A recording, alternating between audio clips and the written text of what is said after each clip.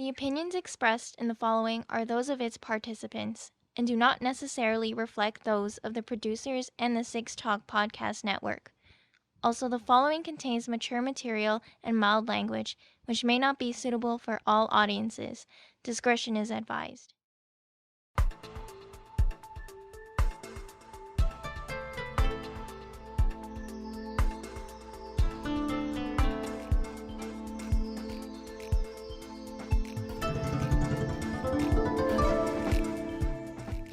This is the Anime Roundtable Canada, presented by Anime North. You can contact us via email animeroundtable@gmail.com, Twitter, Instagram, and TikTok at Anime Roundtable, and on the web, animeroundtable.com.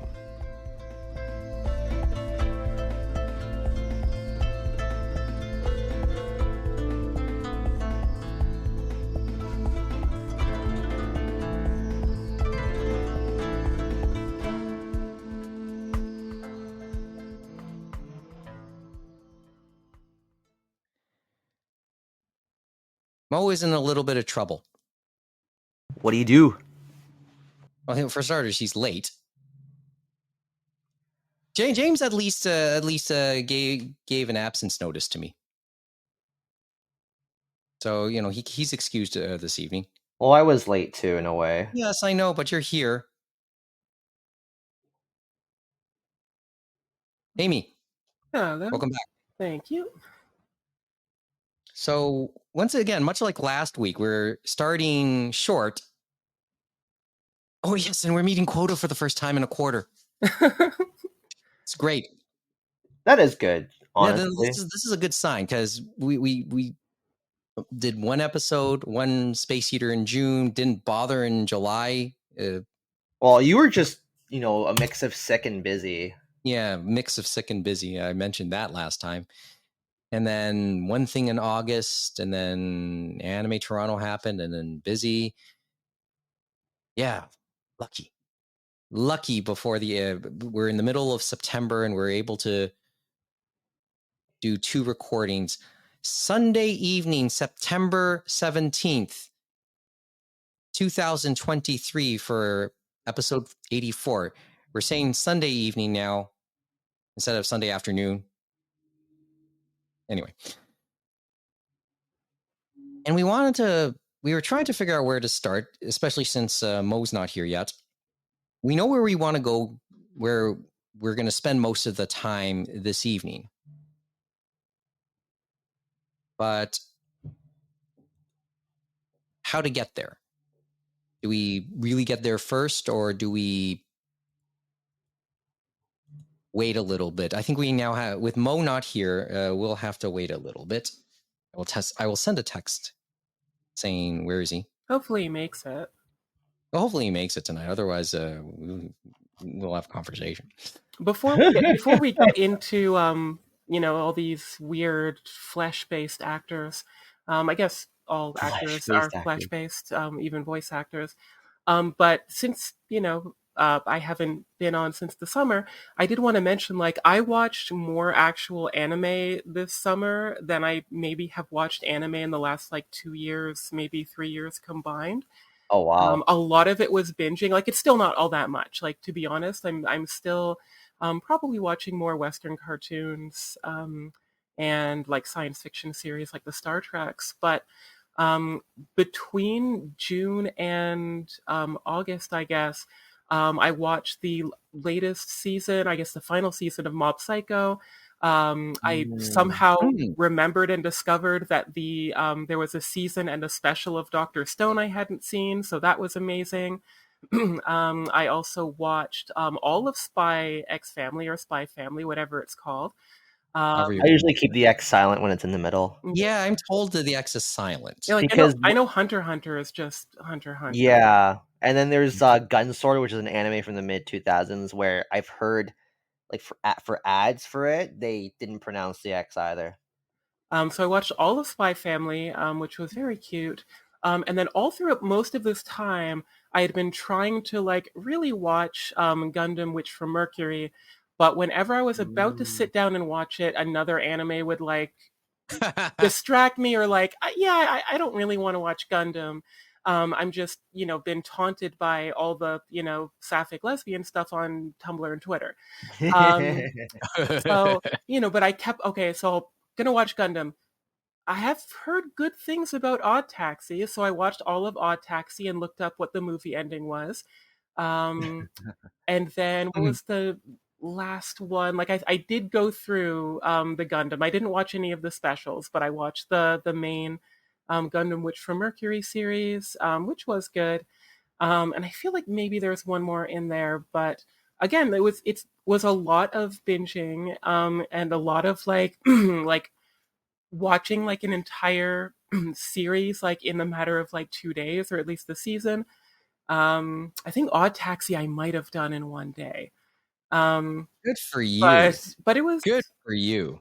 Everything was relatively high quality, which was nice. I mean, Dr. Stone was still my favorite.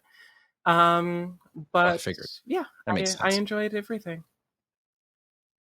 See, I'm still patting myself on the back for at least finishing something when I watched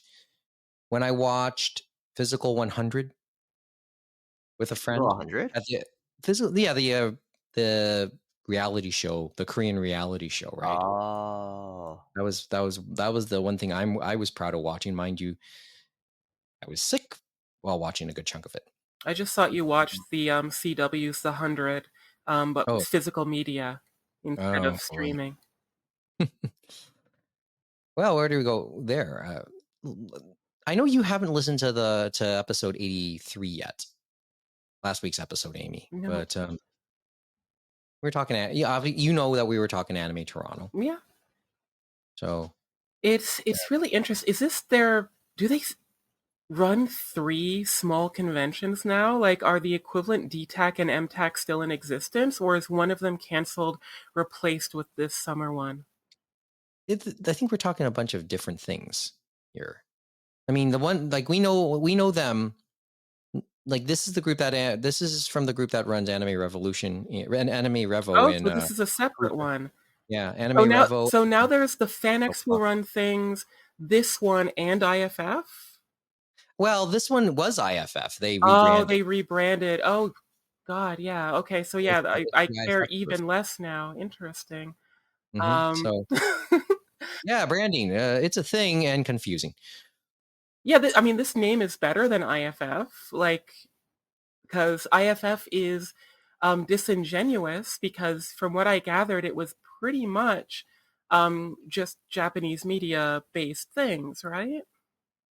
Mm-hmm. Like anime and some assorted VTuber video game stuff as well. Yeah, it's basically just an anime con. Yeah, that's one way to put it. I mean, Kevin kind of went through his thoughts last week at length. Well, we all did, actually.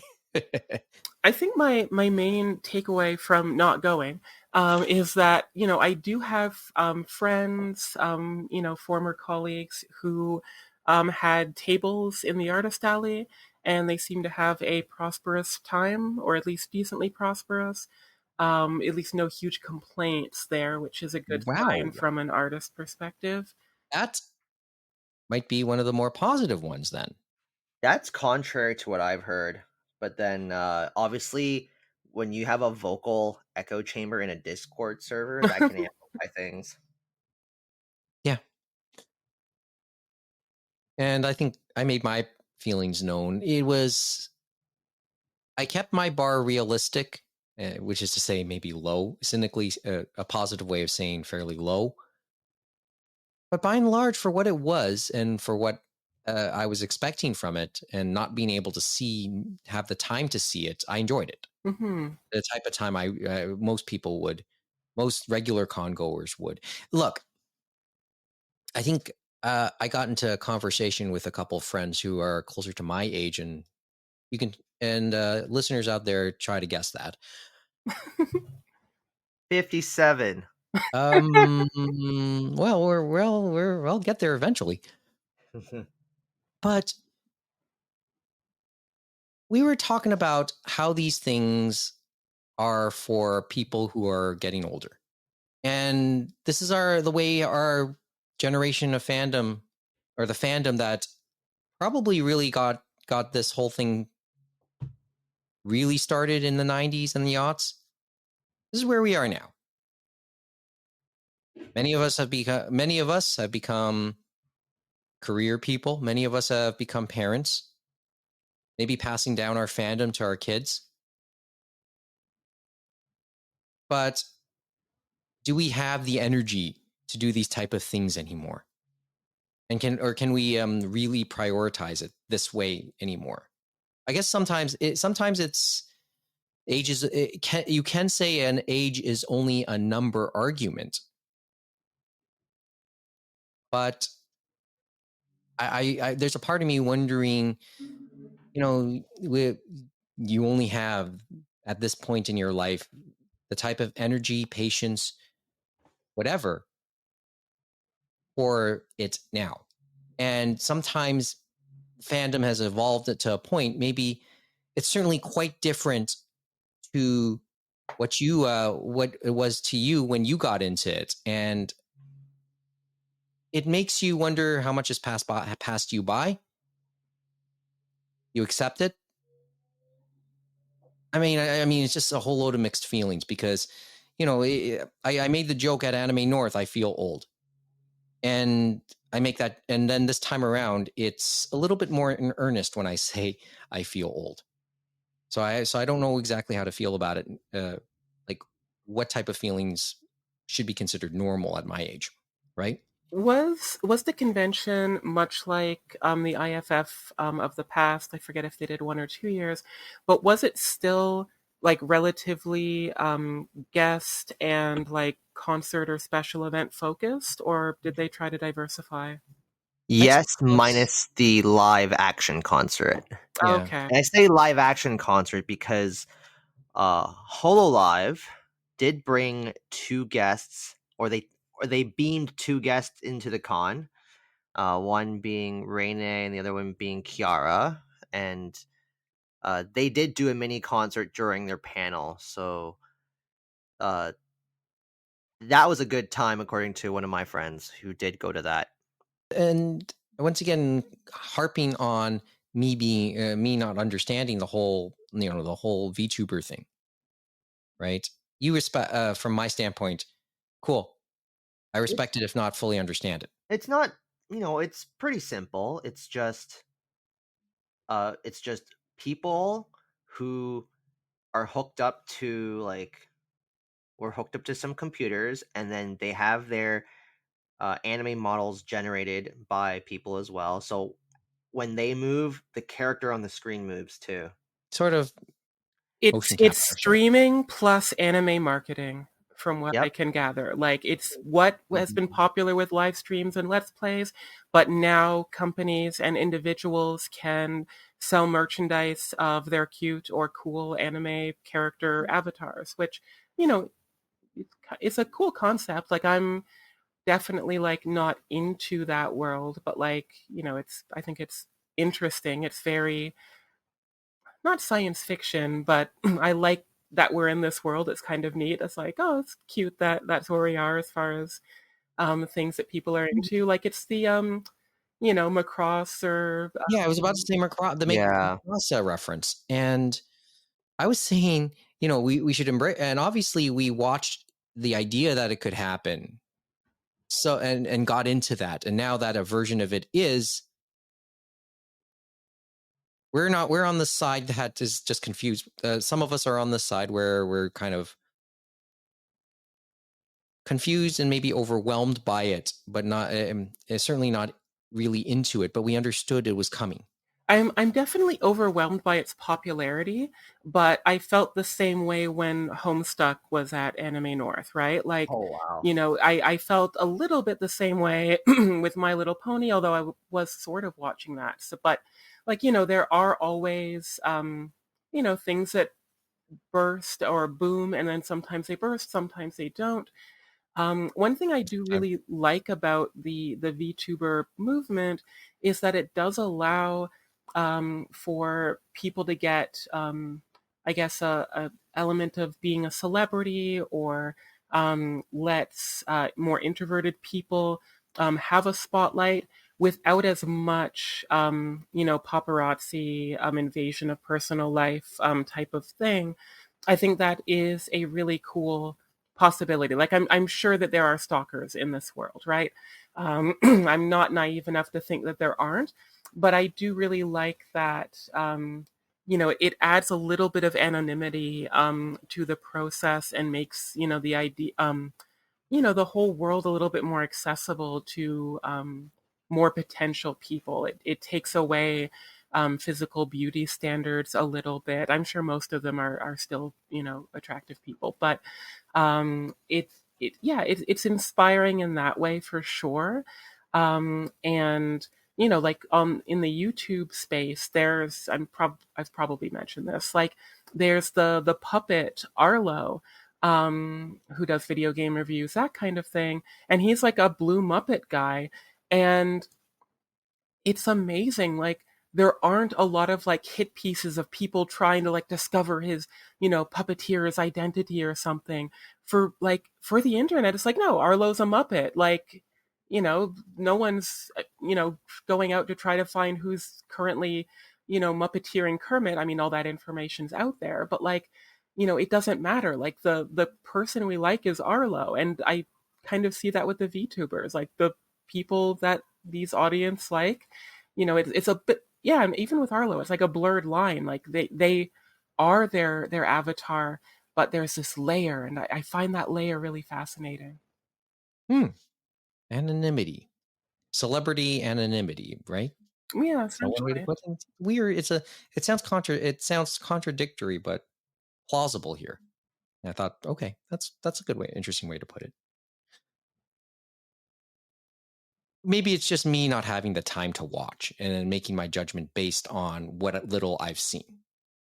Yeah, and like I'm definitely not saying like I'm going to get into it. I just find it like, if in another life, if I had, stuck with fine arts and took a research path or something, like I would love to make this a focus. Like that, it's such a cool phenomenon.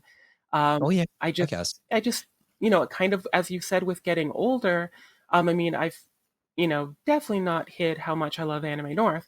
And plugging them, I guess. I do think that, again, diversity is their strength. Like they have so many activities, and, they still have Beyblade tournaments, at least as of last year. They have like DDR, they have crafts, they have, not quite sports events, but, they have aerialist things sometimes.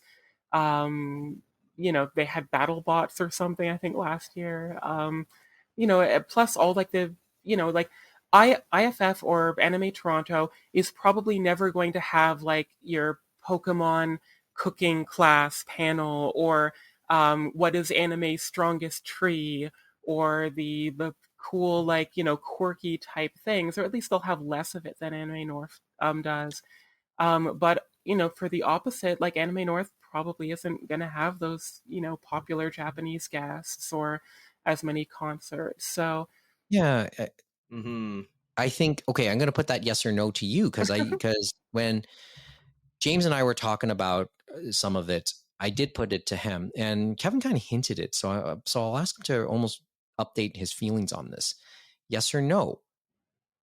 Anime Toronto has the potential to let Anime North off the hook and let Fan Expo to some degree off the hook over the things they lack that fandom wants. Yes. Like the industry stuff, especially the industry stuff. Yes. Because, the people, that's been one of the main criticisms of something like Anime North. They're maybe not, whether or not they're in a position to offer that is almost irrelevant because people still feel that way. The excuses, the reasons are valid, whatever they are. They might be, it's entirely possible those reasons are valid, but that still doesn't stop the criticism, right? So yeah, so you say yeah. So short answer is yes, because that was the question you almost brought up back in 2019, Kevin, right? Mm-hmm. And so I want to ask again, how many years later? 4 years later? Same thing? Amy? yeah, and I think I mean, I guess my answer is yes as well, and I think it's a good idea, because I think that it'll reduce. I mean, there's always going to be people complaining. But if that sort of thing exists in Toronto, it should, or ideally will, reduce some of those complaints, aside from the people who do want to get everything done all in one weekend. But realistically, if you're waiting in 2-hour lineups for an autograph, you're not going to be able to do, all that many things. Yeah, exactly. But ideally, it, reduces some of that, because if what you're in for really is those, autographs and those like sort of celebrity panels that Anime North isn't, and probably wouldn't at least focus on. Like, it's not saying they've never done any of these things, because they do, but it's not a focus. Like, Anime North is a very unfocused convention, and I think that's one of its strengths. But because of that, it's not going to give a lot of people what they want. So yeah, great. And that means Fan Expo can, maybe do a little bit less anime programming. They're probably never going to do zero, because there's always going to be crossover with those bigger, video game voice actor guests and, the animation guests and things like that. But yeah, I mean, sounds good for everyone. If, as long as all can be successful, it sounds like they can coexist pretty nicely. Yeah, the one thing I guess I want to bring up also before, and then we'll start moving on, is how does the fandom in Toronto react to that? Because they've gone all these years with Anime North. That's all. By and large, that's the only thing they've ever known. And then and then Anime Toronto comes along. So the way they, like, as much as we say we want it, and then it comes, and then maybe sometimes you get confused as to how to feel about it. Kind of like VTubers with me. I think it's, I mean, if anyone here, actually, no, you all have younger relatives as well. And I'm like, oh, if anyone here, like, I have the most exposure to, the next crop of anime fans as working in education. But like, I'm not asking them, what do you like about anime conventions? Maybe I should. It's not that invasive a question. But like, I think it's a wait and see type of thing, because I feel that because of the pandemic years, the lockdown years, there's a little bit of a gap where I'm curious what the sort of core 16 to 23 age group is, or at least the core as far as being vocal and loud, like what they're into, what they want, that kind of thing.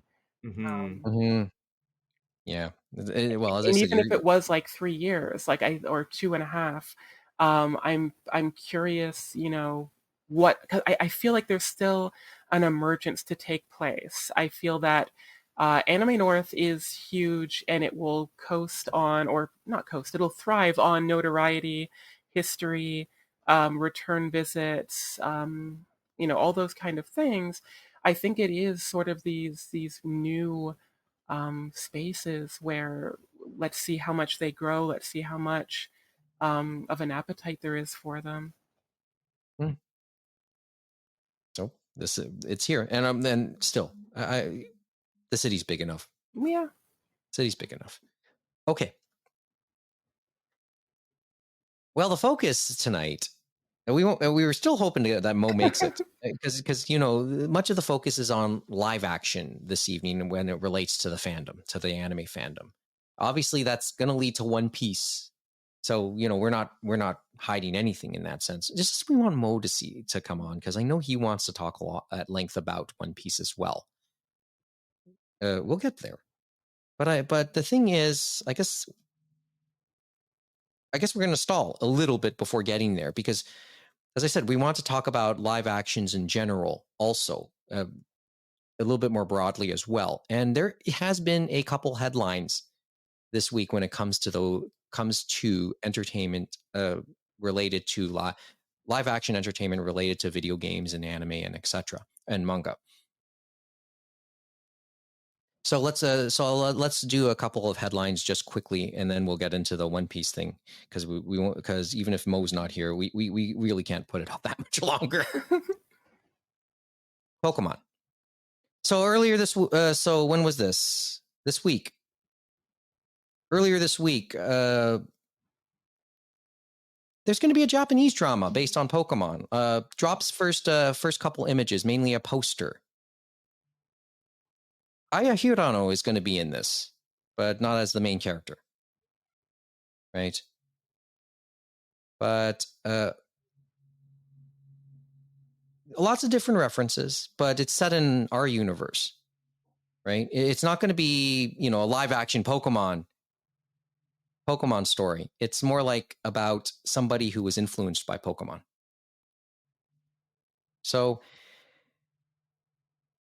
Nanase Nishino, she'll be the star of this live action. She'll play a young woman who's trying to come to terms, or just learning what did Pokemon teach her as she's growing up, now that she's a young adult. That's basically sounds like the basic premise of this live action to come. What did Pokemon do for her in her life? And there's plenty of references to Pokemon games, in the names of various characters, and maybe the purpose some of those characters serve. This is an interesting story. This could be interesting. The real question is, will it ever show up here? Because, I feel like it would. Yeah, like this premise is really interesting. I didn't know about the references and names and everything. That almost, And maybe, and I'm sorry, Amy, I forgot to. I'll slip in a link for everybody here, for everybody in the chat here. Sorry, Amy. Oh yeah, like it's an interesting premise. Pokemon has been going sort of in this direction a little bit. They recently released a animated series that is also based in the real world, but a little bit more fanciful. Like there's little Pokemon animations, in the story, but about the trading card game. So there's a animated mini series about child who starts going to Pokemon tournaments, gets better, has all these challenges, and they've had little like smaller things for their anniversaries and that, and music videos and stuff like that. And there's another Netflix, more in the world of Pokemon, claymation series or stop motion coming out as well. But it is interesting to see the company going into sort of these different directions here. I'm not sure exactly how I feel about it completely. I think it could be really powerful, because presumably the Pokemon company is behind it, or at least significantly behind it. Signed off on it. Yeah, they would have at least needed some approval from them. Yeah, like we're not going to get like people complaining that the designs after the first 151 suck, and things like that. Like that would have been kind of real and interesting, and then you'd have people defending the new designs, and you could have like, I don't know, like I want like fun cameos like from people who are working in Pokemon, but a lot of them are shy, so I'm not gonna say they should definitely do that. Or like even voice actors, like have Matsumoto in there or something. But this sounds more grounded. That's fine. I also feel that like I think a lot of people don't really understand how ubiquitous and important Pokemon has been for so many people. Like this is, in some ways like a great idea. Like you could maybe do this for Star Wars. I mean, you could probably do this for any franchise. But like, how many, other, trans people do I know and seen comics of online who's, selecting that female character in a Pokemon game is a significant moment for them. How many people, have stories about someone stealing their Charizard at recess or something for the cards. Oh boy. Like, I remember Fair enough. looking for Pokemon toys like just while I'm on vacation in the United States. I remember going to see Pokemon the movie 2000, and my shy self like actually talking with other kids in the movie theater. And I was on vacation at the time, like I was in Myrtle Beach, and I decided I have to see the new Pokemon movie. It's out this week. Like there's so many moments that anyone can take from this franchise and probably have. And compared to a lot of like kids franchises, I feel not that no one stays invested in their like Thundercats or Thomas the Tank Engine, like a lot of people do, but there are so many adult fans of Pokemon that like I think that there's a lot of potential for a story like this. Maybe perhaps the personal feelings that came out as when the voice of her name escapes me, the voice of Satoshi. Matsumoto? When she yeah. When Matsumoto Rika, when she sung to be a master just before the her final episodes as Satoshi came out. I think it's maybe that it could be that type of feeling when you that type of, we're talking along those type of feelings, I think, that people had. And maybe just trying to bottle it up for this. Sorry. No. I am a little bit disappointed that any flashbacks will probably just be interior shots, if there are any at all. Because, like, I would have loved to see, like, 90s toy stores and video game stores and, like, those first Pokemon centers that existed, like, if they could recreate them as sets. Probably not the budget for that, but I think that would be really, really cool. But I hope there are little flashbacks. I think you can recreate a 90s Japanese apartment relatively easily. Get some old Game Boys. They're still around. I hope that happens. But even if it's not, I think reflecting on this franchise and how much the franchise was built on connection and trading and social interaction and like, oh, what's your favorite, and all those kind of things. There's a potential for a really sweet story here, and I think especially from a Japanese lens, I don't imagine they'll touch on Electric Soldier Porygon, but they will be avoiding the Western, oh, this is the work, this is demonic, this is the witchcraft, the work of the devil. They'll probably be avoiding the more extreme gambling incidents that happened in the United States, Canada, and elsewhere. So it should, by nature of being based in Japan, be a little bit more wholesome, or even if it's dramatic, like it'll probably be a positive, or at least reflective story, which I think is it's really cool. Like I can't say I'm excited about it, but I am very, very curious, and if it is subtitled, I'll check it out. Kevin? I would be curious to check this out. It's a refreshing take on a franchise that I've grown up with since the age of, 8, 9. So I'd be curious to see how they broach the subject. Like, I don't know who's producing it because it's been a little while since I read the article itself, but like I could see a decent amount of Pokemon fans at least giving it a look see if it has English subtitles and is accessible to us. Mm-hmm. Yeah, I'm curious as to like how they'll like. It makes me wonder how modern it's gonna be. Like, I know they say present day, but makes me wonder what they'll do with it. I would have loved a period piece. I think I kind of made that clear, but like, yeah, you did. Even 6 episodes, like in the 90s, that would be amazing. You know what comes to mind, and then we'll give Mo a little grief. What comes to mind to me is a story, like when I look at this story or the potential, what I think the plot could be for this. Anybody seen the Netflix series Final Fantasy Dad of Light, which was a Japanese series? I never watched it, but I remember you brought this up in the past. In the past, yeah, and I just thought that's the comparable I'm looking at. Basically, and Final Fantasy Dad of Light was about a son who tries to reconnect to bond with his dad over playing an online Final Fantasy game. That's the basic plot. Apparently a true story. I thought it was a nice little story. And that's what I'm thinking. And that's the quick comparable that I'm drawing here. And I'm curious too. Because it for many of us, it was from it'll bring up our memories of this franchise from years past.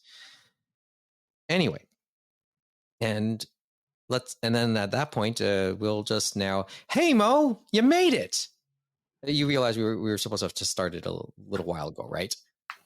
I can see that it's been about half an hour. Sorry, I'm late. Well, I'll repeat what I always say about being late once in a while. Sometimes if you're going to be late, be real late. Because if you're only a little late, people will get mad at you, although that's still probably the case here. Wow, my But if you're real late, people will be happy you just made it. So at worst, you're somewhere in between. At the very least, you're somewhere in between that. No, I'm glad you made it, Mo. But we decided to just do the in brief stuff first before we get to the heart of the matter. And I know you would love to talk about One Piece, but always feel free to chime in, okay, Mo? Did I miss it? Did I miss the One Piece? No, we didn't get to One Piece. We were waiting for you. We were waiting for you. Okay, let me go through the second one just quickly. Great Teacher Onizuka. Now there's a title from my anime youth, or at least from years past. Takeshi Sodamachi is going to reprise his role as Onizuka for another live action coming up, which should, depending on, I'm trying to read this, slated for a release in the eagerly anticipated spring of 2024. So GTO Revival will air next year. And it basically is set in present time. And it follows Onizuka, who is now in his 50s and trying to navigate the world as it's become now. Basically, with the way social media is, with the way the world has become. And how does Onizuka handle it today? I'll catch the next one in 10 years. You know what? First of all, industry wise, just as a quick aside, or just to set this up, there was a live action a little more than roughly 10 years ago, and that starred. There was 2 seasons, I believe, and it starred an actor and singer by the name of Akira. And I know those went over really well. Crunchyroll had them briefly. They're not there on the streamer any further. But they went with the OG, the one who originally portrayed him in a live action. And Sharmarke returns to the role after playing him in the late 90s. No word though if his wife Nanako Matsushima will appear in this. She played Futsuki in this live action, in the original live action, and that live action happened before Matsushima herself gained a little bit more international notoriety as being the star of The Ring. I do want to mention one thing, and I think maybe in some ways this could work out in terms of when you look at GTO's past DNA. If you remember ever reading the manga, if you ever remember reading the manga, you'll know that one of the final plots of the manga covered covered a plot where all the students were given PDAs, which sounded great and all, which were becoming a thing at the time. But and they were connected on the internet and kept people connected to school. But what would happen if gossip started to get out of hand on those things? And those were being drivers for such things. I always made the argument in the past that GTO in some ways started to predict some of the things that would happen today. So the fact that the basic plot, the basic premise of Onizuka Revival or GTO Revival would be about how Onizuka would handle the way things have changed in today's time isn't as much of a stretch as you think, since in some ways that sort of was how the manga was. So, as somebody who was a fan of the anime, fan of the manga, a fan of the original live action, because I never saw GTO 2012 or GTO 2014. Oh, I hope this shows up. But, just like a lot of things, I'll try not to hold my breath too much before turning as blue as my shirt. I won't ask any of you guys to chime in, but I just thought it was really cool to hear this news. So, or do you want to say anything? Or do we just get right to it? Hey, just real quick, what did I miss? Well, we talked a little bit more about Anime Toronto. I know you heard the episode, Mo, and then we just started going through some of this. So that's as much as you missed. But I know my biggest takeaway from the episode was last week, dude, coffee shops closing at 5 p.m.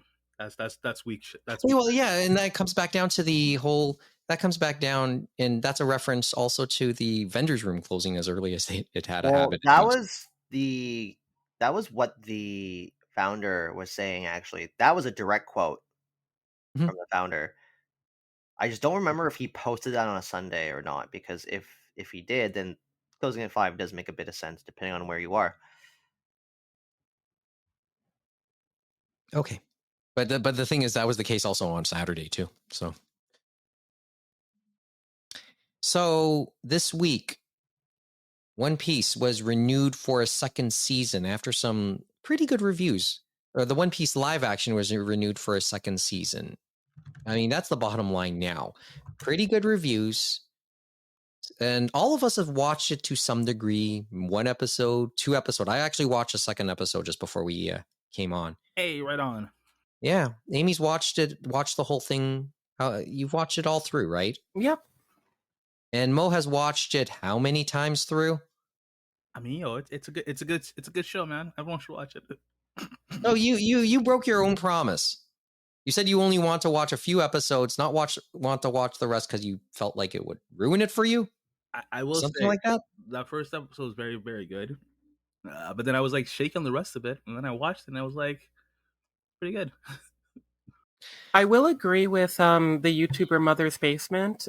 He suggested that an ideal way to release it would be in 2-episode chunks, and I think that would be amazing. Like, I wish there was more creativity with release schedules, because I love that compromise. Adventure Time, Fiona and Cake have been doing 2-episode chunks, and I've loved that. Like, that's apparently my new favored release schedule, but it's not Netflix's style.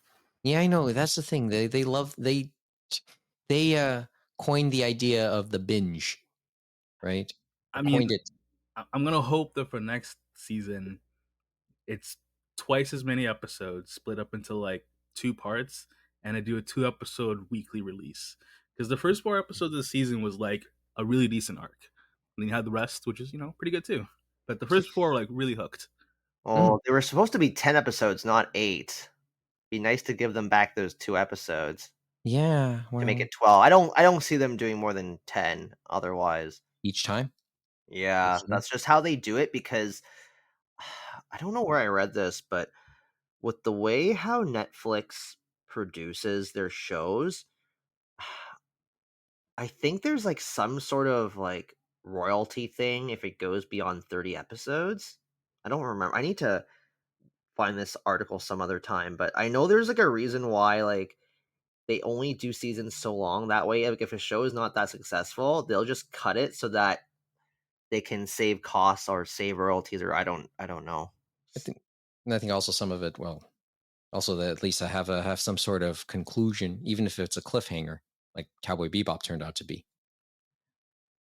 And yeah, I agree. I feel like give us 2-episode chunks. Like, I know that, or I think I know that there are some Netflix shows that they have been doing this for, actually, but it makes, I think I would want them to do it for One Piece, especially. It gives you the option of treating it like a new movie every week, or to spread it out and watch 2-hour-long shows every week. It's a nice compromise. Maybe the whole, and then comes back to the whole water cooler culture, I guess. Yeah, as I've said in the past, that it's better to have these breaks in between, if only because you build up discourse amongst other people and fans. Like that's how these shows grow organically, because then people are anticipating the next episode. Yeah. Well, how do I where do I want to continue this conversation then? Because I know all of us would have approached the series a little differently. Most people would approach it as maybe already a One Piece fan, right? I'm not in that boat, but I approached it as curiosity about maybe a live action adaptation. But there's an added layer from my standpoint. I had to compare. I was watching it, also comparing it to what happened with Cowboy Bebop, the live action of that a couple years ago. Like so I know most of you guys, and probably the general fandom would have parsed it and picked it apart based on the comparisons with the anime and the manga. But I'm picking it apart in terms of just the feel, just how do I put this? The marketing, the overall feel. Do I come away cringing compared to what Cowboy Bebop was? And of course, I'm also comparing it, and maybe Cowboy, and then another element to this was because I was familiar with Cowboy Bebop, the anime as well. So maybe there isn't a chance to have a cringy moment because I'm not familiar with One Piece personally. After watching 2 episodes, I enjoyed it, but I don't personally have a reference point about, having read the manga or having watched enough of the anime to even think about if there's something I should have cringed over as we saw it play out, having seen it play out in a past medium. So that's where I am on this. That was the angle I started watching it. What about you guys? Like, anybody want to take a guess as to how they were looking at it? Who's the biggest One Piece fan? Who would say they're the biggest One Piece fan here amongst the 4 of us? Kevin? I guess it's technically me by default, but could you repeat that question again? Like, okay, how are you starting to approach it? Were you approaching it as somebody who, like, I approached it as somebody who watched what happened with Cowboy Bebop a couple years ago in the live action, but then again, it's also muddled by the fact I watched the anime, and then I have almost very little memories of reading the One Piece manga, watching the anime. But you're a fan, so you come from that angle, though, Kevin. I guess so. Granted, I'm behind on the manga because I'm behind on all Weekly Shonen Jump titles now except for Chainsaw Man, but how far behind are you? not that far in that, like, I'm about a year behind now. Like, I'm in the thick of the big Wano fight right now. Is that the one that was just animated and made a splash on Twitter? Yes. Okay. Or I think that's still technically happening now in the anime, but the manga has concluded that arc now. Okay. But yeah, I approached it as a fan as well as a skeptic, because it's hard not to be a skeptic for Western live action adaptations of anime and manga. Now, we had heard from Oda as well as the producers that, they were big fans. Like, this is the producers, that they were big fans of the show and that they were going to really promise to make sure that we're going to at least do this right, or do this as well as we can. Obviously, you can't really take that to heart truly as a skeptic. And then you hear Oda making these quotes saying how, like, yeah, this is my only chance to make this as accessible to the West as I can, and how I'm not going to let this come out until I'm satisfied with it. But you know what? They, as of episode 1, because I've only watched episode 1, it seems like they have backed that up. And based on how it got renewed, I'm inclined to agree that, yes, this show is good. Holy shit, this show is actually good. Well, for me, the Oda speaking on it was always one of the more telling parts of the marketing for me, right? Remember, we when it came to Cowboy Bebop, Watanabe hardly spoke until after the fact. Exactly. But Oda had been speaking as this process had been going on and on and on.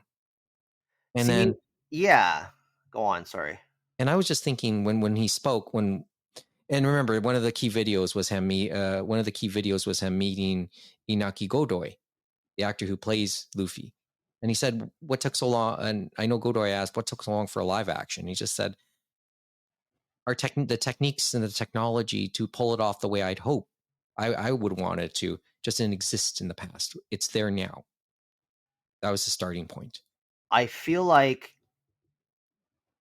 if Oda said what he said and then the show was not good, then I could never believe another manga artist saying the same thing ever again. Because One Piece is one of the most popular manga in the world, one of the most popular franchises in the world at this point. It's gotten to the point where I even say that One Piece fans have become the new Dragon Ball fans in terms of being increasingly more obnoxious. They can't compete against JoJo fans. I'm sorry. They have a legacy that they need to maintain. Depends on which JoJo fan you talk to, but I digress. Your point is well taken. And speaking of JoJo, I really didn't like how it aired on Netflix instead, because I would have wanted more discourse during Stone Ocean when you have Jolene as the main JoJo protagonist. But in any case, well, and I feel like, I'm just very thankful that this is panning out so far. And granted, do I think they will ever fully adapt it? I don't. I would say if they can adapt up to the end of Water 7, I will be happy. But my secret hope is they actually adapt it up to the Paramount War, which is, spoiler alert, pre-time skip. Cool. Up to Water 7 would be 4 seasons, you think? I think so, yeah. I feel like Skypiea would need to be one arc. And then, yes, Water 7 plus Enies Lobby would be one arc as well. I think a season 2, in theory, could take us through Alabasta. If they break it up into 2 parts. You think so?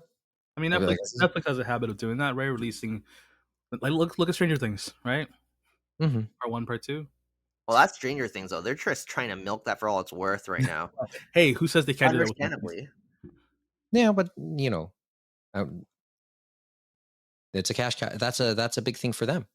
That's another big thing for Netflix. Don't worry, I'll avoid the Wu-Tang line this time around. Okay. Happy? Thank you. Yes. Okay. Amy, Mo, reactions. The angles you looked at it at as you were watching, and then just your general feelings about it. Mo, if you watched it 3 times. I mean, on and off, I guess. Yeah, it's really good. I liked it, man. What can I say? I will say this. It is a type of show that after you see it once and you fully take it in, you can just watch that, over and over and over again. Just have it playing. Netflix is this thing where you just turn it on and it just keeps on going. Well, this is the interesting part. Now, you hit on a point for me, though.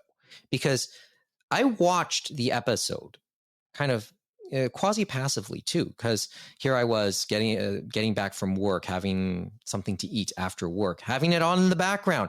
How unanime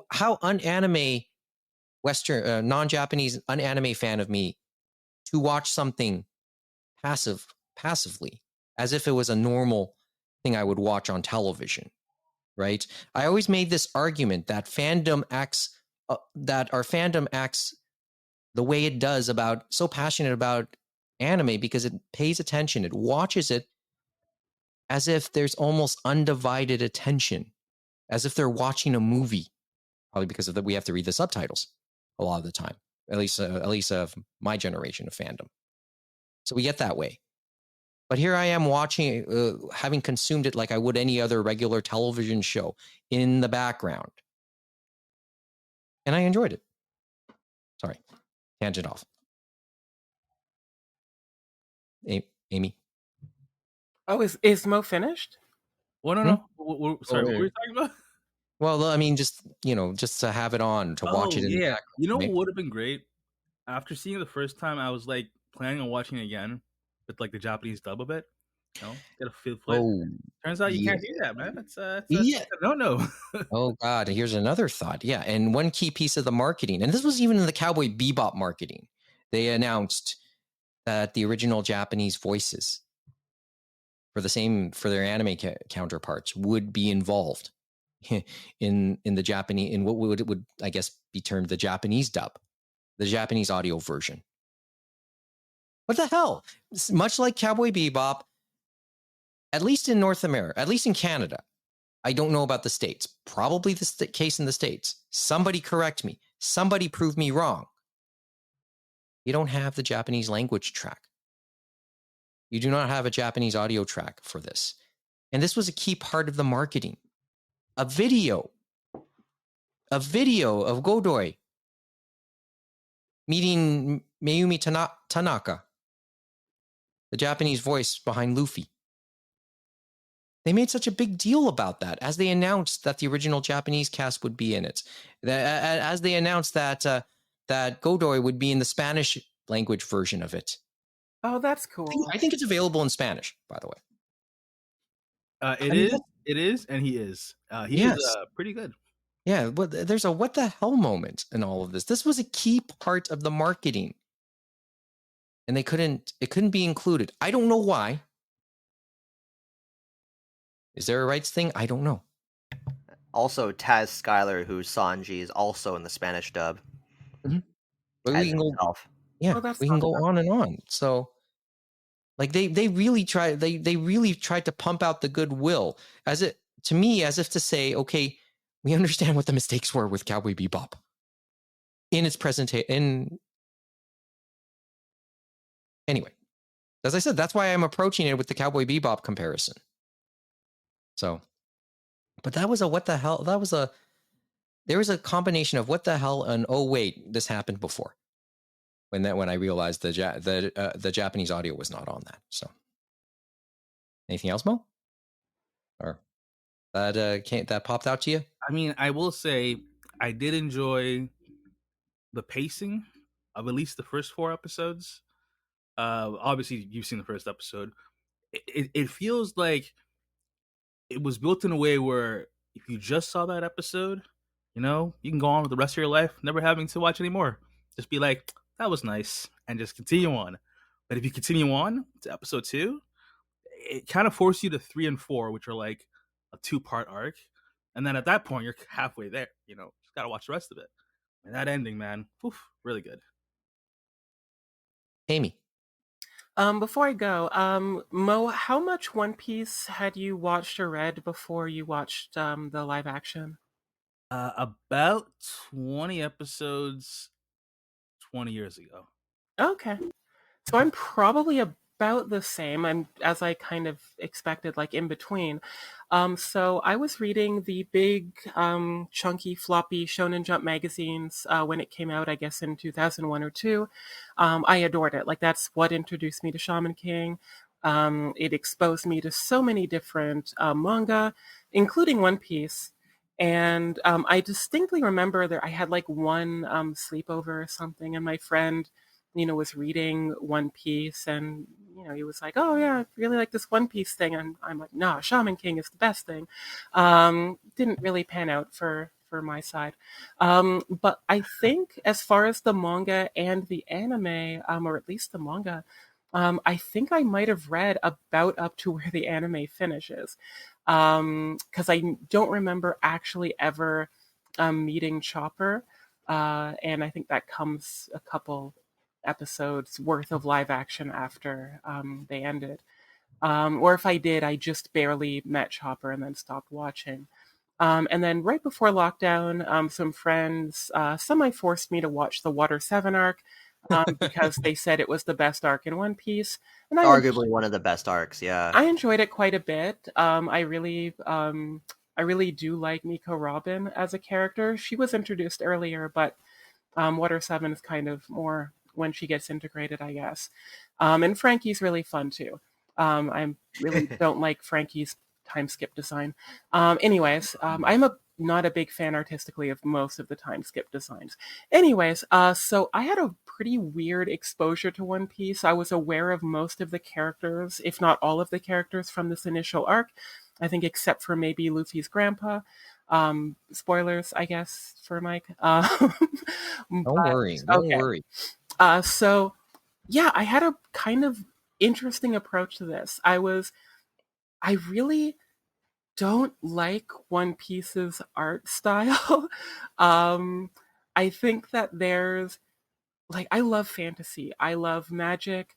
I love wild and creative things. For the most part, One Piece maybe goes too far for me a lot of the time. The snail phones freaked me out. There's not a lot of consistent logic about this world in a lot of ways, which I think frustrates me a little bit. I love gargoyles. There's Western animated series, but there's a set magic system. Shaman King, it's very grounded. There's mythologies and ghosts, etc. My Hero Academia, here are quirks. So there's like a metahuman thing. Some are wacky, but we have a explanation as to why they're wacky. Sort of. There's still a character who's a manga, 2D manga head. There's a 2D hieroglyphic person. So there are series that are wacky that I do like. One Piece always various things turn me off of it for various reasons. I didn't really, and maybe as a kid the characters seemed older and I wasn't getting attached to them as much. But for whatever reason, something always sort of turned me off of One Piece. I enjoyed it well enough, but I never saw the huge appeal. This live action series made me see the appeal. I adored this series a lot, and I think having weirdly, and I am the biggest comics and animation girl proponent. It's animation and live action. There's so much freedom of expression, so much possibilities. You can do so many things. But for whatever reason, this live action One Piece, even with the snail phones, I think making them puppets, it was oh, cool, I like puppets. Oh, do I not? Oh, these snail phones are kind of neat. Still don't love them, but they're cool. But weirdly, the grounding of being live action, a lot of the scenes resonated a lot more. The whole Nami betrayal arc, that resonated with me a lot more in live action than it did in the comics or the anime. The only thing from this first arc that I feel wasn't quite, I mean, there's a few things, but the main thing I feel that wasn't quite as well done was the introduction of Zoro. I think speed running the little girl sort of aspect of it was a mistake, because that was such a heartfelt moment in the comic and got all dirty, and in the anime as well. Zoro, both in I think honestly in both even the 4Kids dub, but the Funimation one as well, and the Japanese version. At this era, I was watching all three. Like, it's such a great moment, and by truncating it so much, I think you lose a lot. But one of the biggest complaints that I've heard from One Piece fans of the anime is that Zoro is too hot. And with this cooler version of Zoro, if you want to downplay his like weird, goofy eating a dirty rice ball thing as make it, a quicker scene in a bar, sure, it fits this like slightly less goofy Zoro. So, even my biggest complaint is like, yeah, if you have to speed things up, I guess, fine. Buggy is amazing. Completely stealing the show. Yeah. Great. I've seen a little bit of episode 2, so I saw the introduction to Buggy. Yeah. I didn't think people would be thirst trapping over Buggy of all people, but here we are. And like they introduce, I think, some of the sympathy for Buggy that you don't really get until later on. Like I forget if originally it was revealed that he was with Shanks, but like I think if they did the way they introduce it here is like probably the same amount of lines, but it resonated more for some reason. Really funny. They kept him around a little bit longer as in a really fun, role. And like honestly, overall, the casting was fantastic. Usopp kind of reminds me of Mo a little bit. In his mannerisms. Like the a lot of his line delivery is like, oh, it reminds me of Mo. But Oh like, my goodness. Can't wait to get to this part. It's literally the next episode, Mike. It's really good. But I hope Mo you try, dude. I hope Mo you see that as a compliment. Oh no, I do. I'm the great Captain Mo. What are you talking about? But like the casting, I feel like the casting for live action is flawless. Like I think it does help that Oda did mention that he intended his cast to be ethnically diverse. So I think that probably helps a little bit. But like all the characters, like I do think Luffy takes about an episode to work and like get used to things. But every other character, like they're maybe a little bit toned down, they're approached a little bit different. I think Arlong is really pushing the racism angle a little bit more. Oh damn! You mean Killmonger? Yeah, there's like even like the music, like really brief side tangent. Great score, like fantastic. The new like the live action One Piece theme, the leitmotif for that, excellent. Luffy's leitmotif, amazing. Everything about the score is fantastic. The Arlong rap is weird, but it fits. It's a little bit weird again with the racism angle. But what amazing casting. Like I didn't know that I needed Gordon Ramsay Zeph in my life, but I definitely did. It's like I don't know if he was intended to be a parody. And that's another thing. The Zeph flashback, amazingly impactful in live action. Like that was heartbreaking. Like I had sort of remembered it, but I had forgotten, I guess. Or even as I was remembering during that flashback scene, I was like on like the edge of my couch. I can't think. I have the cast list up here. I can't see a cast member who I didn't like. Kobe was like manga perfect casting. That's like almost like eerie. And that is Morgan Davies. But Zoro's actor, I was about to say voice actor, Makenyu, really redeeming from Saint Seiya. Haven't seen it, but I'm going to assume it's a redemption arc. For him. He did JoJo's. Oh, I haven't seen that either, but that's my JoJo's live action. He's in the a property that probably we shouldn't talk too much about, so I'll just leave it at that. Yeah. Iñaki is great. Like, he's so lovable. You see him with Oda, you see him with the Japanese voice actor. Nami by Emily Rudd makes me care about Nami, which I never thought was possible from the original manga. I have seen some people say Shanks was, the quote I heard was done dirty. I don't think he was the best of the cast. Like, I think if there's any weak link, it might be Shanks, but I don't think he was awful. The person, this is me not being familiar with that. he's not in the cast list I have here, but whoever was playing the Kato Ninetails, not Kato Ninetails, Kuro, is it? Yeah, it's Captain Kuro. Yeah. Again, like manga perfect casting. They changed his character a little bit from what I remember. Mary, again, weirdly manga perfect casting. Yeah, like such like, oh, I love this cast so much. I like Alvida's casting. Oh, I'm curious what they're doing with not quite time skip, but yeah, that's like, what I'm wondering too. Is Because she going to be recast? I guess she has to. She will show up in season 2, so that makes me wonder what's going to happen. Yeah. Which character are we talking about again? So Alvida, the First episode. Spoiler alert. Spoiler alert. She loses a lot of weight when she reappears.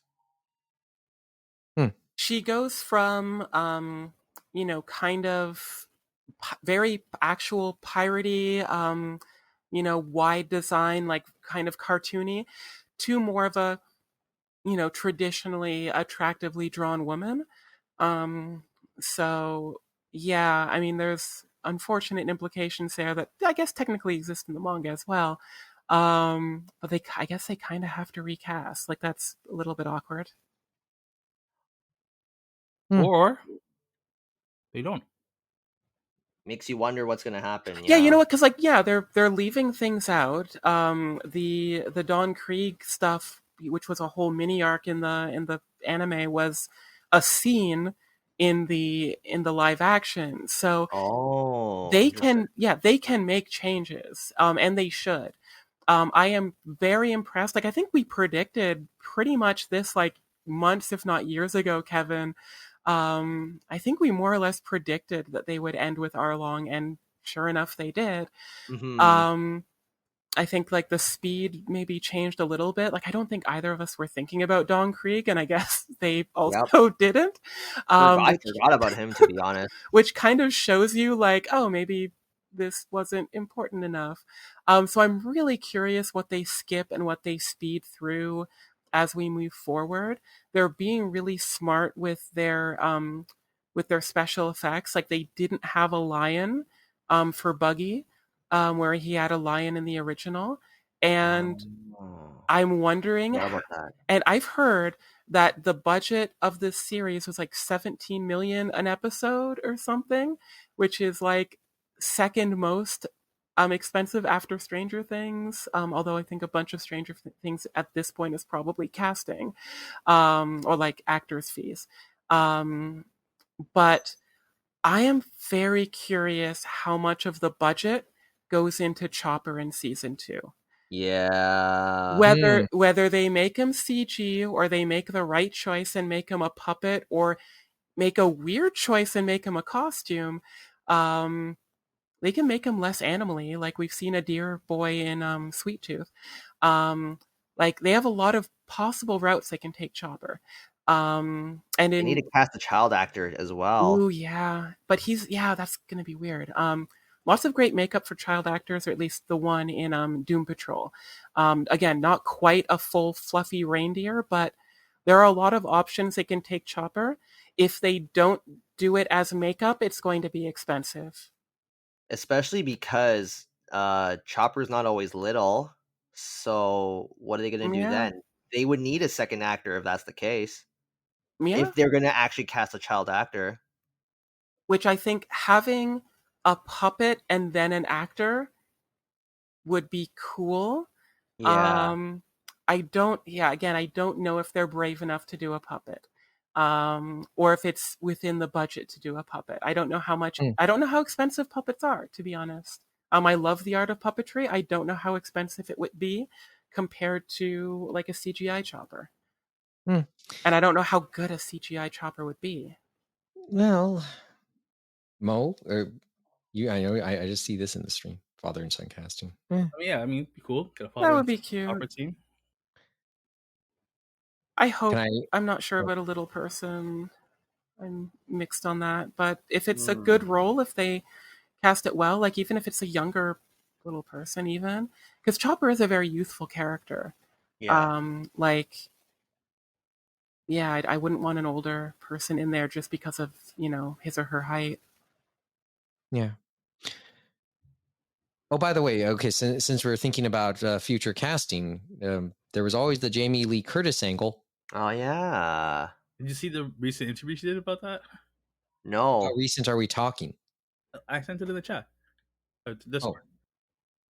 Oh, in the Discord? Okay, I'll have to take a look again. I really She would love to appreciate. play her. Yeah, I really appreciate that she is like, yeah, I'd love to play Robin. I'm too old. Oh, there's this character connected to my favorite character who one of my friends plays. Yeah, please, I would love to play that person. Like it would be such a nice story. She's also, a wonderful human, so I would love for that to happen. I don't know if Oda's going to let it, and I don't know if it's an important enough character that Oda will care. But yeah, I mean, could that be a breaking point? Breaking point in what way? What? Netflix really wants Jamie Lee Curtis, has agreed to have Jamie Lee Curtis, sees it as a big win to have her. I don't think Oda would care in that case. If Netflix said, "Can we do this?" Again, I think it's a minor enough character that I feel Oda would probably be cool with it because they said Oda signed off on the casting. He signed off on the Straw Hats casting. I don't think he had a huge play in a lot of the others. No, there's. He had a. It sounds like he signed off on a lot, though, right? So, I mean, which brings me to this whole thought about about Oda's role again, and maybe the idea of creators who created in one medium being heavily involved in adaptations in other forms, right? I mean, Oda seemed like he was heavily, significantly involved, and then remember, it comes back down to other like has me thinking about Fruits Basket again too. Same reason there, and maybe the idea that sometimes it's a chance for them to revisit stories they've told, and maybe ask, okay, maybe now I do things slightly different. And I Kind of. do. Oh, sorry. Go ahead. I do recommend Mother's Basement's sort of review on this, but one thing that he mentions is that it took watching movies like I think Shaolin Soccer and Kung Fu Hustle and things like that for Oda to start to think like, oh, maybe One Piece can be live action, and then it took more years for the CG and the existence of I think weird high budget experimental Netflix shows for him to, or shows in general, for him to like sort of sign off on it existing. So I for all my disrespect for him for supporting that other author, Named, yeah. I have a lot of respect for him, like as a creative in this aspect. Like there was some restraint. And curiosity and involvement, like it's cool. It's just so interesting you had to bring up Stephen Chow and all of that. I mean, I guess I can see it because like when you think of Kung Fu Hustle and the Shaolin Soccer, the campiness that those two movies had. Okay, again, mind you, I saw him for King. Like people my era, Neil, his old roommate Simon, and myself, we became first familiar with Stephen Chow for another movie he did before all that called King of Comedy, and it was because of a poster of him and a crying dog or something like that. Just trust me on this one. So it was just so funny that you bring up Stephen Chow, that you made the comparable with Stephen Chow and all of that, and I thought that was a really interesting though. So I as I've mentioned and hopefully made clear, like I've loved this live action. I think it might be my favorite live action adaptation. Heresy, but it's currently my favorite, version of One Piece. It does make me curious to check out some of the other material. I forgot to check forgot to ask the comic book store today if they've had an increase in sales. But I did see someone in the store buy One Piece because they heard things about it recently. So cool. Wouldn't it? Wouldn't it? But I do want to, unfortunately, be cynical in one way, and that is, I think season 2 was going to happen unless this tanked completely. Because judging from the filming quality of that season 2 announcement video and the fact that they sent Oda a Muppet snail, or they at least filmed a facsimile of his room with this Muppet snail, dialogue thing, like that was a scripted scene. Like it was an announcement, but it was a scripted. And it's been like 2 weeks since One Piece aired. Like, Yeah. I think season 2 was like, unless it completely bombed, It was in the bag. it was definitely happening. I am more worried about season 3 and 4. I was, once I saw that, I'm like, oh, they already planned for season 2. What do you mean renewed? Like, oh, sure, thanks. I mean, it builds hype. It gives people like, oh, thank you, Netflix, for your gracious offering of another season. We shall now watch Stranger Things more. Yeah, kind of like holding back, right? Kind of like, I think I know where you're going with that. Okay. Yeah, so I'm cynical there, but like I hope, kind of like, and Kevin mentioned, like, I hope it goes to Water 7 because I'd like them to get, most of the crew in. I guess they wouldn't get Brooke and Fishman and whoever else I might be missing. But like, I feel getting up to sort of Robin and Frankie would be cool. And, Frankie's supposed to be, I think, American, so having a huge American stereotype on set would be fun. And I think, because Water 7 is so, beloved by a lot of fans, I think that's a good way to, like, our cast hasn't aged out of the roles.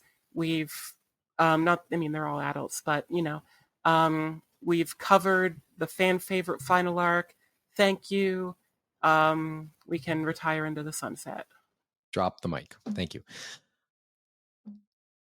Okay. I mean, all the possibilities, right? And yeah, it's just, can I play a couple thoughts though?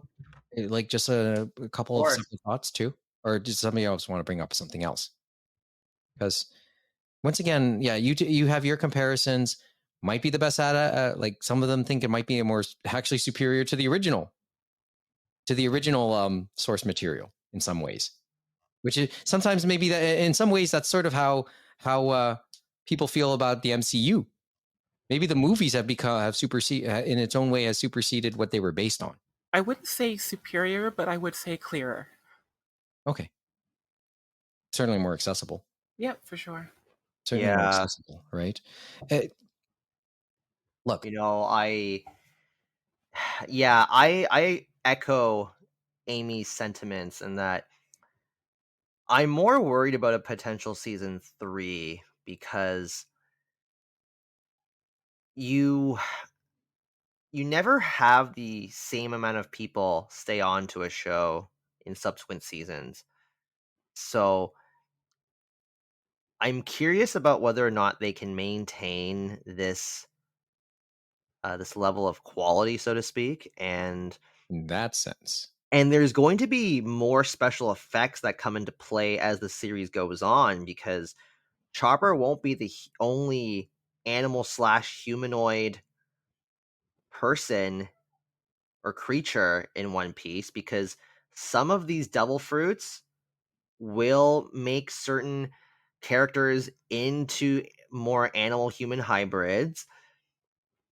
You have more outrageous devil fruit powers that will be coming up soon enough as well. And then you have giants, which that shouldn't be too hard in theory. It's been done before. And just the special effects budget is going to go up. Plus and the strike that exists, right? Like, and there's that of course as well. That's right. We still have the strike to get through. And yeah, I don't realistically expect it to get fully adapted. I don't think anyone is. But yeah, for me, I just want it to hit the Paramount War, and I think I'll be okay. Okay. Well, at least we know. Okay. Well, the thing is, when the splash is so good, sometimes the next act or the encores might be the tough parts. But I will say I am optimistic, and in the words of Mike Oldfield, whose song was sampled by a specific rapper, can we get much higher? I really think we can. Well, much higher. Yeah. I was also thinking, it kind of drove the curiosity about the previously published works now, right? What is out there? Netflix right now is pushing a little bit of the anime right now. Oh yeah. I do enjoy how they have collections now, bundles of stuff, which is pretty cool. Also, I mean, considering season 3 and whatnot, I feel like if they implement some kind of awesome release schedule on season 2, maybe stretch it out over the course of the year, 2 separate showings week to week, build hype, get everyone excited. Season 3 and 4 would be easily cleared, provided everything else works out. Okay, looking back, as we start to zoom out just a little bit, and I want to come back to the Cowboy Bebop live action comparison before we end it off tonight.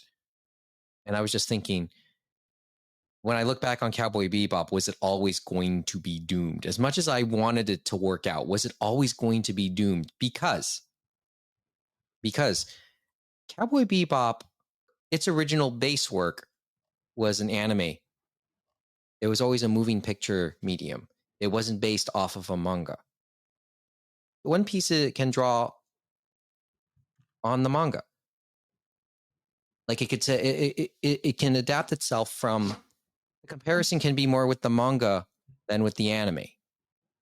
Or it just had a bunch of, it just has its original source material can be open to interpret its own interpretations, because that's where the anime came from. And maybe to make the comparison with a live action and anime is sort of unfair, but make a comparison between a live action and a manga, well, you can open that just a little bit. And it's sort of, and once again, the MCU type of comparison as well, because there wasn't, while there might have been cartoons in the past of various Marvel works, it's still from the comics, and maybe DC too.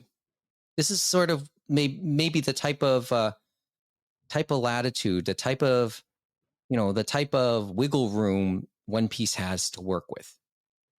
Is it fair to say that it could, because its source material was a comic instead of an anime?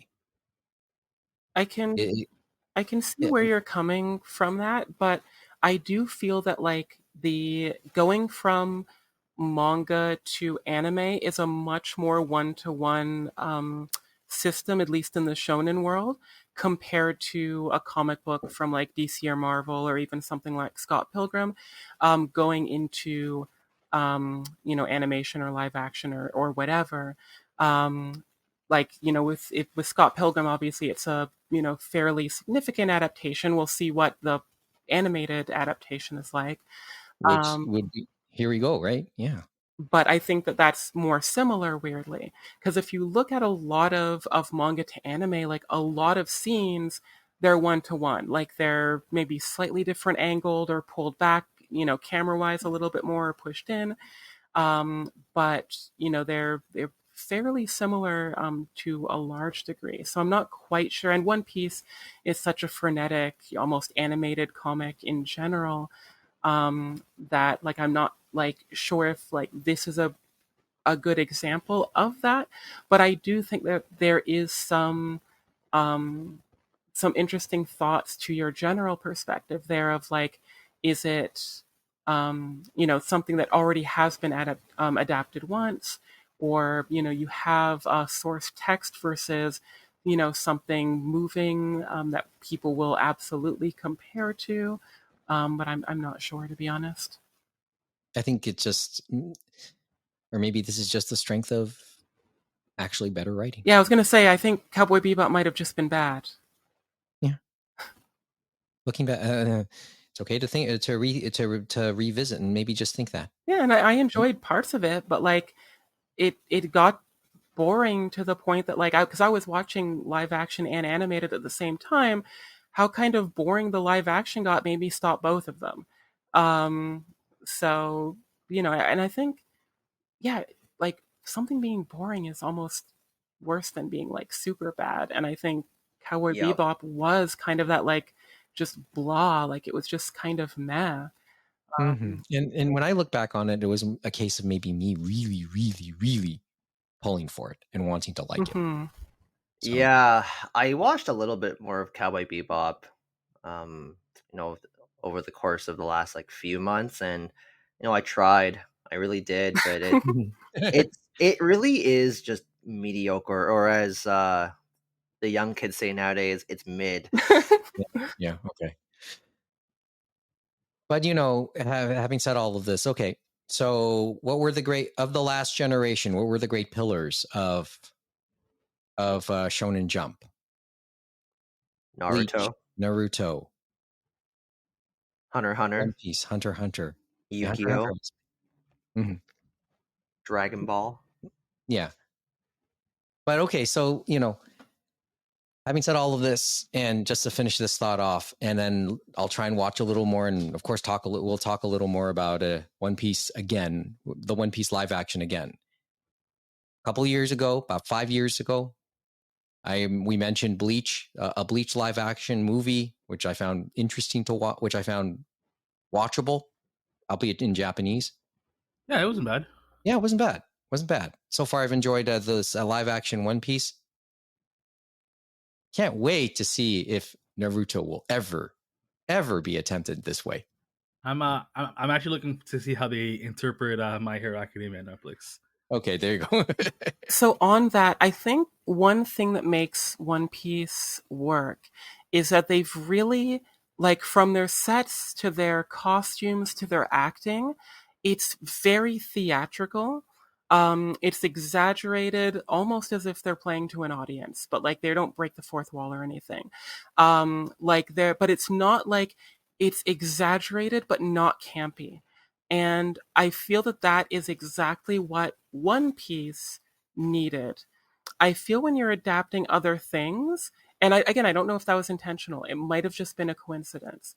But I think when you're adapting other series, you need to figure out sort of, where you're adapting something that was a Japanese manga property, but every manga, especially like all of these unique properties, like they're all fantasy series, they're all, you know, Earth, but slightly different. Like Naruto is an alternate Earth, but it still has, and the timeline's a little bit weird. Like they still use like projection film.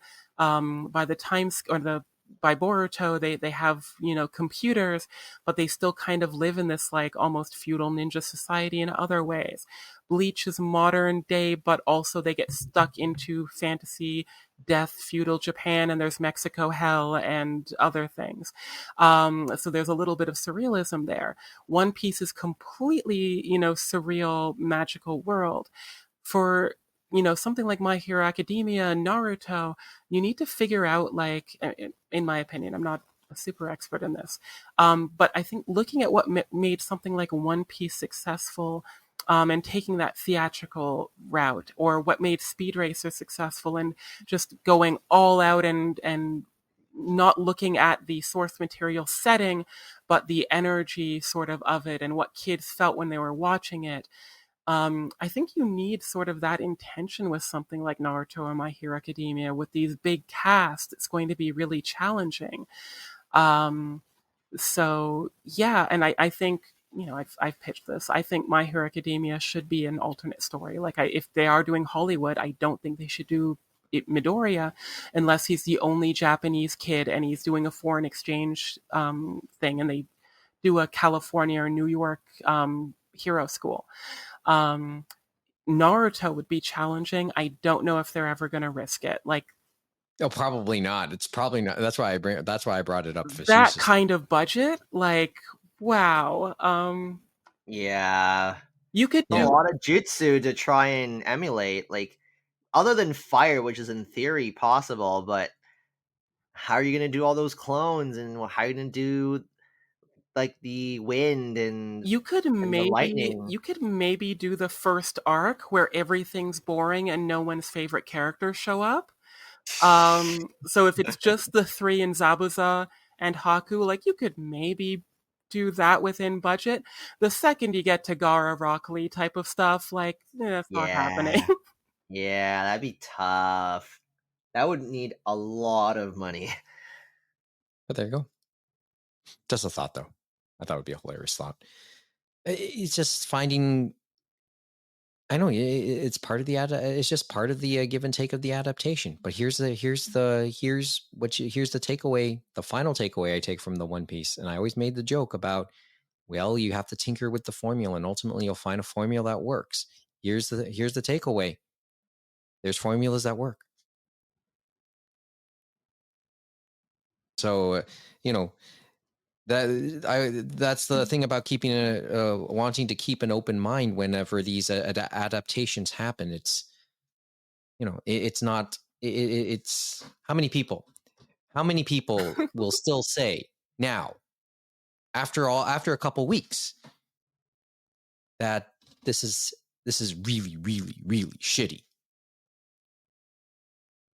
What did the people who wanted to dismiss it right away, what are they saying? I'm still not going to watch it? Okay, fine. But people who have said, okay, this is pretty good. I like how this now makes 5 good Western live action anime adaptations now. The other 4? Just to recap. So I would say Speed Racer. Definitely. And then Edge of Tomorrow, which is also known as All You Need Is Kill in manga and novel form. Detective Pikachu, and Alita Battle Angel, otherwise known as Battle Angel Alita or Gunham. Oh boy, you know what? And you just reminded me of the link that Mo put up a few weeks ago, right? The 14? Yeah, the 14.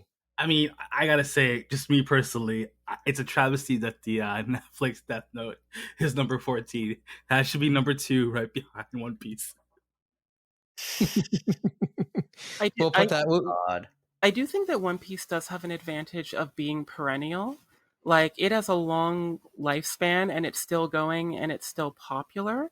I think the challenge is a lot of these other things, as far as like being made and not be sent into development hell, or production hell, is that, like, I love My Hero Academia. It is in the twilight years of its popularity.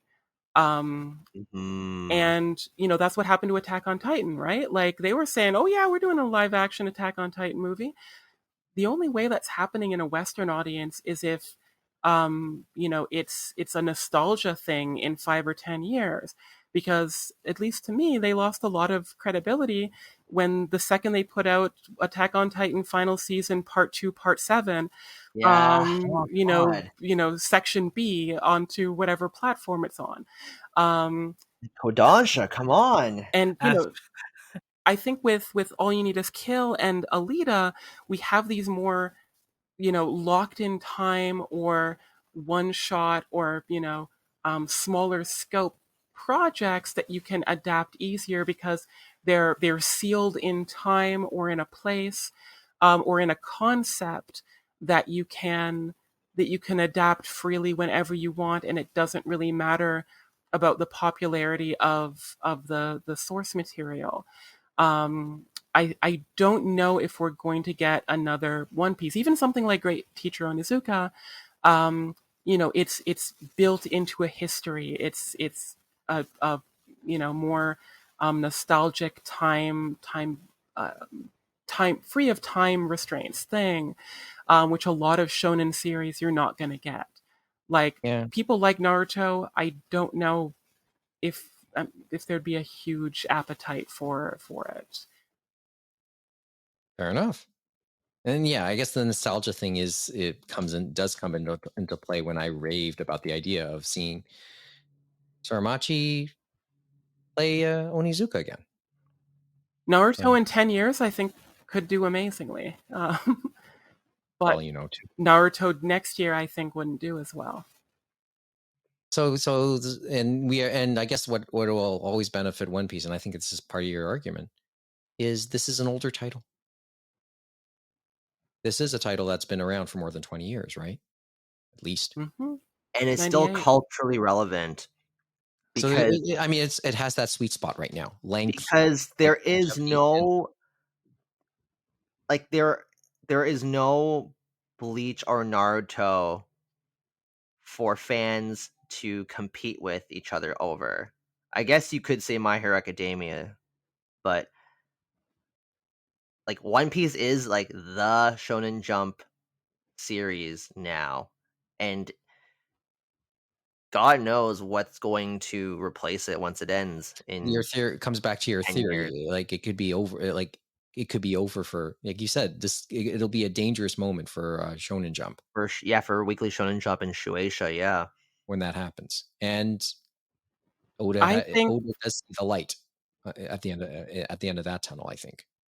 I think that's a good thing for diversity, like just in works. Like, I think that, what stopped My Hero Academia's rise to prominence was the fact that Demon Slayer, Jujutsu Kaisen, and Chainsaw Man came out. All four incredibly different, but still, shonen adventure series attracting slightly different audiences. Kind of, prevented, I think, any one of them from becoming the next Dragon Ball One Piece. And I kind of like that better. Like, I mind. Okay. I don't mind at all. Yeah, I think that's cool. Like, let's give people slightly different variations on a theme instead of, and I think it's credit to Toriyama and Oda that they were able to make something so widely and broadly appealing. Like, that's amazing, but that's really tough. And it's tough to make something broadly and widely appealing that goes on for 10, 20 years. So if it doesn't happen again, that's a shame, but it doesn't mean the stop of creative and exciting things. It just means that, we won't have another, cultural touchstone moment. We won't have the huge discussions of, oh my gosh, they ruined Dragon Ball with the Evolution movie, or they finally did a good adaptation with One Piece. Like, there might not be as huge exciting moments like that, or like watching, the final episodes of Dragon Ball live on a giant jumbotron in Mexico City. Like, we might not get that again, but they'll still be creative, fun things, just nothing as huge. Well, it's just who knows with the way society, technology, the internet, and the way our consumption has gone. You may not even come close because everybody goes to a bunch of different places now, right? Anyway, okay. As I said, I'll give a watch of as much as possible to the rest of the One Piece live action, and hopefully, but otherwise, it's right now on the pile of the other stuff that I said I'd be reading and watching in the very near future. It's becoming more distant now. Anyway, before we go tonight, let's also just quickly acknowledge what is still to come this week, in the coming week, one more time. Makoto Yukimura. His events here in Toronto will happen at the end of the coming week on September 22nd, 23rd. Kevin and I are set to go along with James. He'll come out of the woodwork. Do you want to add anything else before that happens, Kevin? Or is there anything else to really say? So, I don't know if this episode will come out before the event happens, but sure. Well, but to sum it up, on Friday, September 22nd, it is a Japan Foundation event, and that event begins at 6. I believe there's a rush line in place for those who want to try and get in now, because by now all the free entry tickets have been claimed, and then there is a lottery process to determine who will receive an autograph from Yukimura Sensei. Presumably, he would only be signing copies of Vinland Saga or Planetes, unless he has any doujinshi work that I'm not aware of.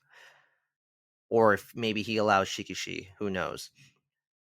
Saturday the 23rd, he would be doing a panel at the Toronto International Festival of Authors. I believe that panel is 3 p.m. Where is that again? Is it? Was it? It's held at, I think, the Harbourfront Center. It's some building in the Harbourfront. I think it's the Harbourfront Center. I guess I should just pull up this info now. Well, I know. I mean, I think the rubber duck is long gone by that point. Yes, and that is a paid event. So to go into Tifa proper would cost you $39.99 plus tax for the day, and then you can get access to other panels and events within Tifa. Yukimura's panel itself, I believe, does not cost anything, and then further, you would need to have also signed up for that event and sign up for a chance to be eligible for an autograph as well, to get something signed. Okay. Well, as I said, this is coming up in the coming week, and that's probably one of the key moments on the anime and manga calendar here in Toronto. Kevin, I'll see you at that, right? Yes. We'll see you on Friday? Yes. I have to be up in, I have to go north for a little bit during the morning, but then I'm going to try and get down as soon as possible. Well, I'm coming back after work anyway. Well, Amy, I'll talk to you guys pretty soon. Hopefully. Yeah. Man. Thanks. But there's pretty much as we thought we would, that's the episode pretty much as we wrote it up tonight, right, Mo? But hopefully when it's all said and done, we'll also be able to get James's thoughts as well. But in any event, that's all we have for tonight. Once again, if you want to contact us, animeroundtable@gmail.com, at animeroundtable, animeroundtable.com, twitch.tv/animeroundtable, our YouTube channel. And of course, if you're hearing this as a podcast, because really, well, that's how you're hearing us anyway, please leave us a review wherever you get your podcasts, Apple, Google, Spotify, if possible, because good reviews will always help us, right, Kevin? Yeah. The 5-star review would be great, but any acknowledgement of your existence would also be great. Hello, I know you're there. I can see your breath. And hey, we met Quota for the first time how long has it been? Long enough. Do the sound effects. Yeah. Well, but the usual goal is to try and provide 1 or 2 things a month, because life does get in the way. We all have other things to do. That said, give us a subscribe, like, or follow on any of the platforms we're on so you can be notified when something goes up. And also, if you have a Spotify account, please check out our Anime Roundtable playlist for a list of music based on things we constantly mention on this show. The theme song is entitled Fubuki, Snowstorm by Pico Masaki. You can check out more of her music at picoinfinity.com or on Facebook at Pico Zen Music. You could have listened to any anime podcast in the world, but you decide to listen to this one, and we all appreciate it. Thanks for listening. Good night from Toronto. and join us again for another edition of the Anime Roundtable.